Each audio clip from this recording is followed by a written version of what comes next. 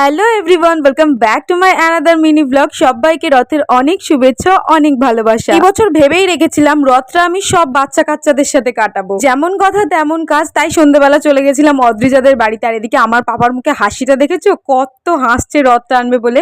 আর আমি একতলা থেকে চারতলায় উঠে পুরো ঘেমে গেছি। হ্যাঁ হ্যাঁ, জানি জানি, আমার মুখটা একদম পুরো রসগোল্লার মতো ফুলে গেছে। আসলে হয়েছে কি, আমি না একটু বেশি ঘুমিয়ে ফেলেছি সন্ধ্যেবেলা। বৌদি যদি আমাকে ফোন করে ঘুম না ভাঙাতো তাহলে মনে হয় আমার আর রথ দেখা হতো না। ছোটবেলায় না আমিও এই দিনটার অপেক্ষা করে বসে থাকতাম, কবে রথ আসবে, কবে রথ টানবো। খুব আনন্দ হতো। ছোটবেলার ওই দিনগুলোকে খুব মনে পড়ে, জানো তো। মা বলতে এটা না করলে কিন্তু রথ টানতে দেবো না, ওটা না করলে কিন্তু রথ টানতে দেবো না। আর আমিও সেই ভয়ে ভয়ে ঘুমিয়ে পড়তাম, খেয়ে নিতাম রথ টানবো বলে। আর একবার যদি ছোটবেলায় ফিরে যেতে পারতাম কতই না ভালো হতো। সময়ের সাথে সাথে কেমন সম্পর্কের সমীকরণগুলো বদলে যায় সেটা হয়তো বড় না হলে জানতেই পারতাম না। রথের দিন সন্ধ্যেবেলাটা আমি সত্যিই খুব আনন্দ করেছি। আর রথে জিলেপি খাবো না এটা তো হতেই পারে না।